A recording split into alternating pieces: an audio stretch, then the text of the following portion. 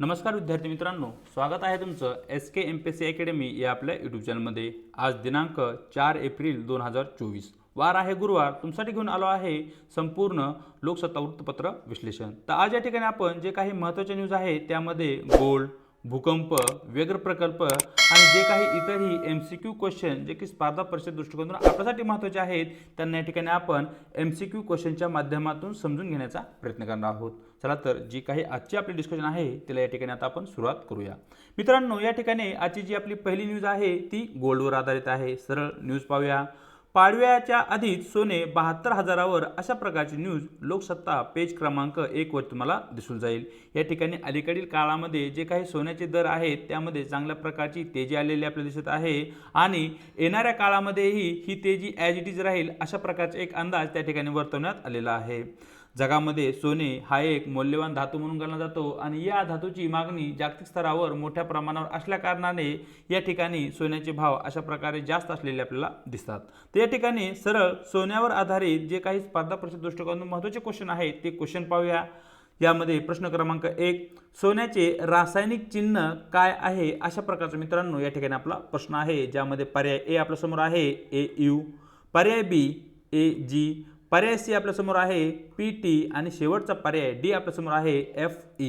तर मित्रांनो, तुम्हाला माहिती असलं पाहिजे की सोन्याचे रासायनिक चिन्ह म्हणून या ठिकाणी आपण AU या चिन्हाचा वापर करतो। म्हणजेच प्रश्न क्रमांक 1 चं योग्य उत्तर राहील पर्याय ए। पाहूया प्रश्न क्रमांक 2, जगातील सर्वात जास्त सोन्याचे उत्पादन करणारा देश कोणता, अशा प्रकारचा मित्रांनो या ठिकाणी आपला प्रश्न आहे।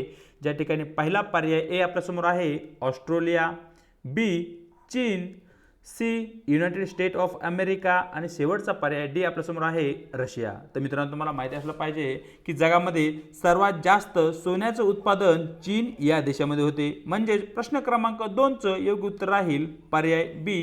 चलूया आजच्या पुढच्या न्यूजकडे। आजची जी आपली पुढची न्यूज आहे ती भूकंपा संदर्भात आहे। सरळ या ठिकाणी जो काही न्यूज आहे ती न्यूज पाहूया।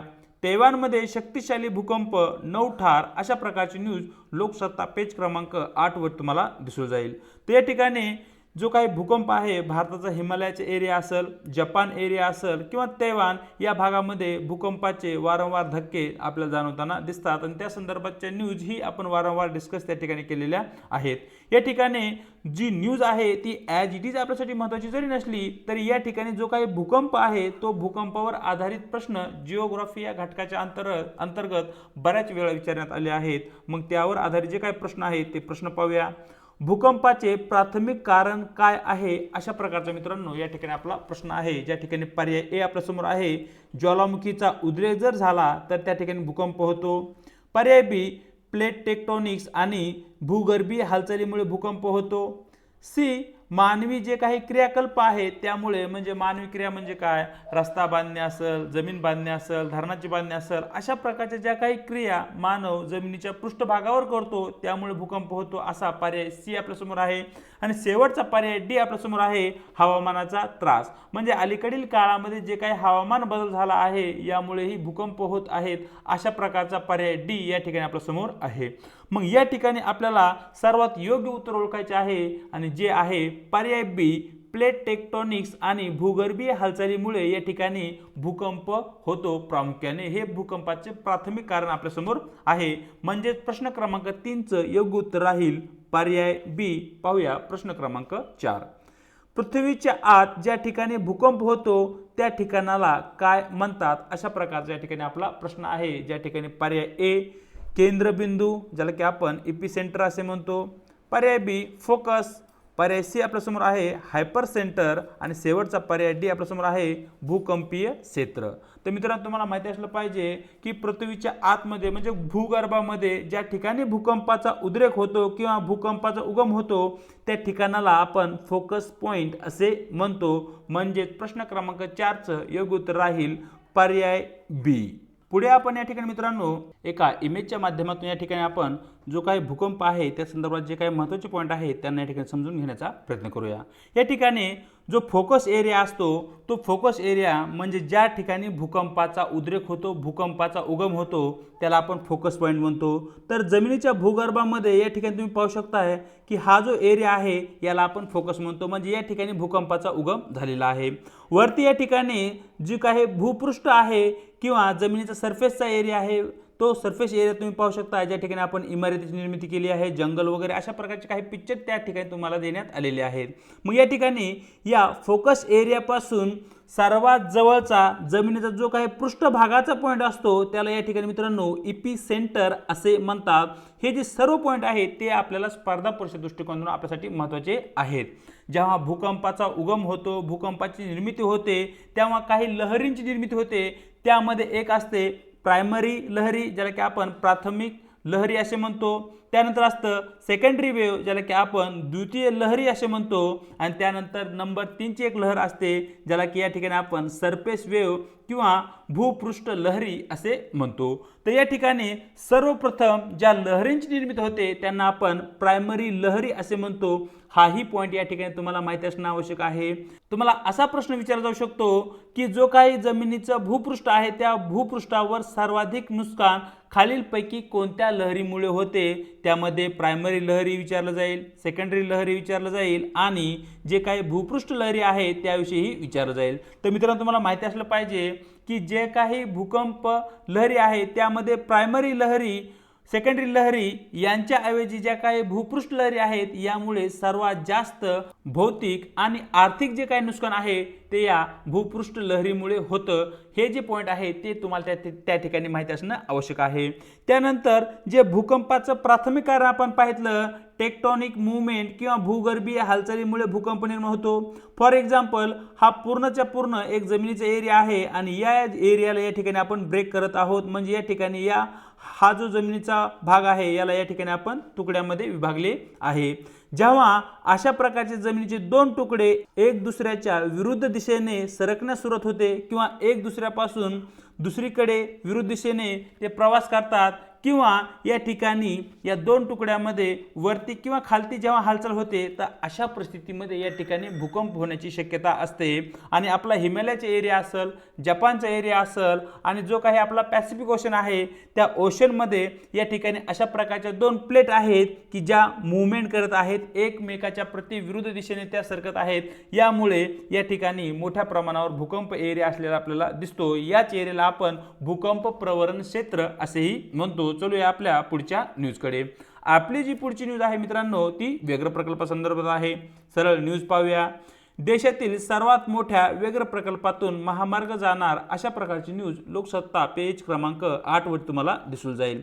या ठिकाणी पर्यावरण विकास प्रकल्प यामुळे या ठिकाणी बऱ्याचशा न्यूज आपण वारंवार न्यूजपेपरमध्ये पाहत असतो। जर आपल्याला आपला आर्थिक विकास करायचा असेल तर आपल्याला पायाभूत सुविधांचा विकास करावा लागेल।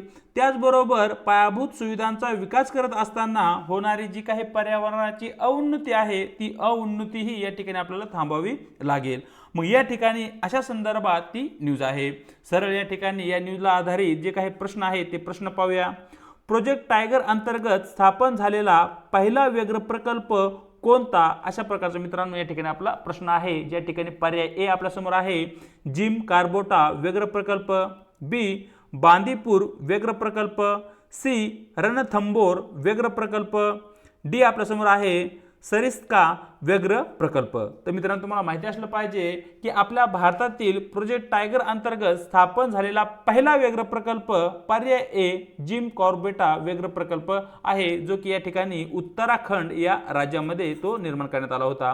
प्रश्न क्रमांक 6 प्रोजेक्ट टायगर अंतर्गत भारतातील कोणत्या राज्यात सर्वाधिक व्याघ्र प्रकल्प आहेत, अशा प्रकारचा मित्रांनो या ठिकाणी आपला प्रश्न आहे। ज्या ठिकाणी पर्याय ए कर्नाटक राज्य, बी मध्य प्रदेश, सी महाराष्ट्र आणि शेवटचा पर्याय डी आपल्या समोर आहे उत्तराखंड राज्य। तर मित्रांनो तुम्हाला माहिती असलं पाहिजे की प्रोजेक्ट टायगरच्या अंतर्गत आपल्या देशामध्ये सर्वाधिक व्याघ्र प्रकल्पाची जी काही निर्मिती आहे ती मध्य प्रदेश या राज्यामध्ये करण्यात आली आहे। म्हणजे प्रश्न क्रमांक 6 चं योग्य उत्तर राहील पर्याय बी। चलूया पुढे। पुढे मित्रांनो या ठिकाणी आपण जे काही आपल्या भारतामध्ये महत्त्वपूर्ण व्यग्र प्रकल्प आहे त्यांना या ठिकाणी मॅपच्या माध्यमातून समजून घेण्याचा प्रयत्न करणार आहोत। या ठिकाणी तुम्ही मॅप पाहू शकताय आणि जो काही आपल्या भारतातील पहिला व्यग्र प्रकल्प आहे जो की जिम कार्बोटा व्यग्र प्रकल्प आहे तो या ठिकाणी तुम्ही पाहू शकताय जो की या ठिकाणी उत्तराखंड या राज्यामध्ये आहे। रणथंबोर व्यग्र प्रकल्प या ठिकाणी तुम्ही राजस्थान या ठिकाणी पाहू शकताय। सारिका व्यग्र प्रकल्प ही या ठिकाणी तुम्ही राजस्थान या राज्यामध्ये पाहू शकताय। मग अशा प्रकारे कोणकोणत्या राज्यामध्ये महत्त्वपूर्ण जे काही व्यग्र प्रकल्प आहेत त्याविषयी तुम्हाला माहिती असणं आवश्यक आहे आणि एका मॅपच्या माध्यमातून ते तुम्ही व्यवस्थित प्रकारे पाठांतर करू शकताय किंवा समजून घेऊ शकताय। कारण आयोगाने बऱ्याच वेळा कोणत्या राज्यात कोणता व्यग्र प्रकल्प आहे अशा प्रकारचे प्रश्न विचारले आहेत आणि त्या संदर्भात जोड्या लावा जोड्या जुळवा असाही क्वेश्चन त्या ठिकाणी आलेला आहे। या ठिकाणी जी दुसरी पिक्चर आहे या पिक्चरच्या माध्यमातून मागच्या काही वर्षांमध्ये भारतामध्ये जी काही वाघांची संख्या आहे त्यामध्ये कशा प्रकारची वाढ झाली आहे तुम्ही या ठिकाणी पाहू शकताय। 2006 साली भारतात वाघांची जी काही एकूण संख्या आहे ती 1411 होती जी की 2010 साली या ठिकाणी वाढून 1706 झालेली आपल्याला दिसते। पुढे 2018 मध्ये जर आपण पाहिलं तर ती संख्या 2967 इतकी झालेली दिसते। म्हणजे जो काही प्रोजेक्ट टायगर आपण सुरू केला आहे व्यग्र प्रकल्प आपण सुरू केले आहेत त्यामुळे कुठेतरी वाघांची संख्या वाढण्यात आणि वाघांचे जे काही संवर्धन आहे ते करण्यामध्ये आपण यशस्वी ठरलो आहोत। यातून या ठिकाणी आपल्याला व्यग्र प्रकल्पाचे जे काही महत्त्व आहे ते या ठिकाणी आपल्याला दिसून येतं। चलूया आजच्या आपल्या पुढच्या न्यूजकडे। पुढे आपण ज्या काही इतर स्रोतापासून क्वेश्चन आले आहेत ते क्वेश्चन पाहणार आहोत ज्यामध्ये आपण पाहणार आहोत प्रश्न क्रमांक 7 इंटरनॅशनल लेबर ऑर्गनायझेशनच्या अहवालानुसार भारतात पुरुष कामगारांना सर्वाधिक पगार कोणत्या राज्यात दिला जातो अशा प्रकारचा मित्रांनो या ठिकाणी प्रश्न आहे। अलीकडेच जागतिक कामगार संघटनेने आपला अहवाल प्रकाशित केला। या अहवालामध्ये भारतामधील जी काही बेरोजगारी आहे रोजगारी आहे या संदर्भात ही मोठ्या प्रमाणावर माहिती त्या अहवालामध्ये देण्यात आली आहे। मग या ठिकाणी असे कोणते राज्य आहे की जे भारतामध्ये पुरुषांना सर्वात जास्त रोजगारीचा दर देते अशा प्रकारचा प्रश्न या ठिकाणी आपल्याला विचारण्यात आला आहे। ज्या ठिकाणी पर्याय ए आपल्या समोर आहे दिल्ली राज्य, बी बिहार राज्य, सी राजस्थान राज्य आणि शेवटचा पर्याय डी आपल्या समोर आहे मित्रांनो केरळ राज्य। तर या ठिकाणी मित्रांनो जर थोडाफार तुम्ही अभ्यास केला असेल तर तुम्ही या ठिकाणी इलिमिनेशन टेक्निकचा वापर करून काही लॉजिक वापरून ही या ठिकाणी अशा प्रकारचे क्वेश्चन तुम्ही सॉल्व्ह करू शकताय जर या ठिकाणी या प्रश्नात तुम्हाला आन्सर माहित नसेल तर। या ठिकाणी पहा बिहार राज्य हे एक गरीब राज्य आहे। या ठिकाणी मोठ्या प्रमाणावर लोकसंख्या आहे म्हणजेच अर्थात या ठिकाणी जो काही रोजगारीचा दर आहे तो दर या ठिकाणी अर्थातच कमी असेल। त्यानंतर राजस्थान राज्य तुम्ही पाहू शकताय ज्या ठिकाणी सदैव दुष्काळाची परिस्थिती असते त्या ठिकाणची जी काही जमीन आहे ती शेतीसाठी उपयोगी नाहीये म्हणजे या ठिकाणी ही जो रोजगारीचा दर आहे तो कमी असेल। त्यानंतर तुम्ही या ठिकाणी केरळ राज्य हे एक ऑप्शन पाहू शकताय आणि तुम्ही या ठिकाणी दिल्ली या राज्याचंही ऑप्शन पाहू शकताय। दिल्ली जर पाहितलं हे पूर्णच्या पूर्ण शहर आहे म्हणजे त्या ठिकाणी मोठ्या प्रमाणावर लोकवस्ती आहे आणि दिल्ली ही भारताची राजधानी आहे आणि त्या ठिकाणी असणारी जी काही लोकसंख्या आहे त्या ठिकाणी असणाऱ्या रोजगाराच्या ज्या काही संधी आहेत त्या जास्त असलेल्या दिसतात। म्हणजेच या ठिकाणी जो काही पुरुषांना मिळणारा रोजगारीचा दर आहे तो दिल्ली या राज्यामध्ये जास्त असण्याची शक्यता आहे। अशा प्रकारचे काही लॉजिक लावून ही आपण योग्य आन्सर काढू शकतो। म्हणजेच या ठिकाणी प्रश्न क्रमांक 7चं योग्य उत्तर राहील पर्याय ए। पाहूया प्रश्न क्रमांक 8 भारतात कोणते राज्य सर्वाधिक उत्पन्न मिळणारे राज्य ठरले आहे अशा प्रकारचा मित्रांनो या ठिकाणी आपला प्रश्न आहे। ज्या ठिकाणी पर्याय ए आपल्या समोर आहे महाराष्ट्र राज्य, बी बिहार राज्य, सी पश्चिम बंगाल राज्य आणि शेवटचा पर्याय डी पंजाब राज्य। तर मित्रांनो तुम्हाला माहिती असलं पाहिजे की आपल्या भारतामध्ये सर्वात जास्त उत्पन्न जे मिळणारे राज्य आहे ते आहे आपले महाराष्ट्र राज्य।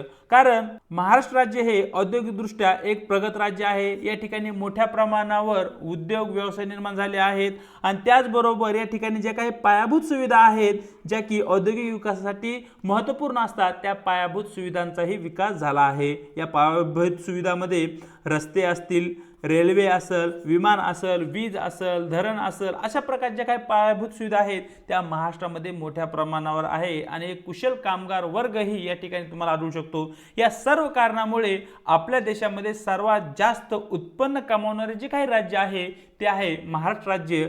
प्रश्न क्रमांक 8चं योग्य उत्तर राहील पर्याय ए। चलूया आजच्या आपल्या शेवटच्या 2 प्रश्नाकडे ज्यामध्ये आपण पाहणार आहोत प्रश्न क्रमांक 9 आर्थिक वर्ष 2023-24 मध्ये देशाच्या एकूण जीएसटी संकलनात महाराष्ट्र राज्याचा वाटा किती टक्के आहे, अशा प्रकारचा मित्रांनो या ठिकाणी आपला प्रश्न आहे। ज्या ठिकाणी पर्याय ए 18%, पर्याय बी 15%, पर्याय सी आपल्याकडे आहे 17% आणि शेवटचा पर्याय डी आपला आहे मित्रांनो 19%। तर मित्रांनो तुम्हाला माहिती असलं पाहिजे की 2023-24 या साली जे काही भारताचे किंवा केंद्र सरकारचे एकूण जीएसटी कर संकलन झाले त्यामध्ये महाराष्ट्र राज्याचा जो काही वाटा आहे तो आहे 15%। म्हणजे एकूण जीएसटी संकलनाच्या 15% हिस्सा हा महाराष्ट्र राज्याचा असलेला दिसतो। म्हणजेच प्रश्न क्रमांक 9चं योग्य उत्तर राहील पर्याय बी। पाहूया आजचा आपला शेवटचा प्रश्न क्रमांक 10। एशिया सोसायटी इंडियाच्या अध्यक्षपदी कोणाची निवड झाली आहे, अशा प्रकारचा मित्रांनो या ठिकाणी आपला सरळ साधा सिंपल प्रश्न आहे जो की तुम्हाला माहिती असणं आवश्यक आहे। अशा प्रकारचे जे काही प्रश्न असतात त्या प्रश्नामध्ये आपण लॉजिक वगैरे काही वापरू शकत नाहीये। या ठिकाणी सरळ तुम्हाला आन्सरच माहिती असणं आवश्यक आहे। पर्याय ए नवीन जिंदाल, पर्याय बी रेणुका सिंग, पर्याय सी आपल्यासमोर आहे आदित्य सरपोतदार आणि शेवटचा पर्याय डी आपला आहे संगीता जिंदाल। तर मित्रांनो तुम्हाला माहिती असलं पाहिजे की संगीता जिंदाल यांची एशिया सोसायटी इंडियाच्या अध्यक्षपदी अलीकडे निवड करण्यात आलेली आहे। म्हणजे प्रश्न क्रमांक 10चं योग्य उत्तर राहील पर्याय डी। तर अशा प्रकारे मित्रांनो दिनांक 4 एप्रिलचं जे काही आपलं चालू घडामोडीवर आधारित जे काही डिस्कशन आहे ते या ठिकाणी आपण पूर्ण केलं आहे। व्हिडिओ जर आवडला असेल तर व्हिडिओला लाईक शेअर करायला विसरू नका आणि त्याचबरोबर व्हिडिओविषयी तुम्हाला काय वाटतं हे कमेंट बॉक्समध्येही कळवायला विसरू नका। चॅनलवरती जर नवीन असाल तर चॅनलला सबस्क्राईबही करायला विसरू नका। व्हिडिओच्या डिस्क्रिप्शन बॉक्समध्ये देण्यात आलेली आपल्या टेलिग्राम चॅनलची जी काही लिंक आहे त्या ठिकाणी तुम्हाला आपल्या टेलिग्राम चॅनल जॉईन करायचे आहे, ज्याच्या माध्यमातून आपल्या प्रत्येक व्हिडिओच्या लिंक्स आणि त्याचबरोबर स्पर्धा परीक्षेसंदर्भात महत्त्वपूर्ण ज्या काही अपडेट आहेत त्या वेळोवेळी तुम्हाला भेटत राहतील। आज इथेच थांबत आहोत, भेटूया एका नवीन व्हिडिओसोबत।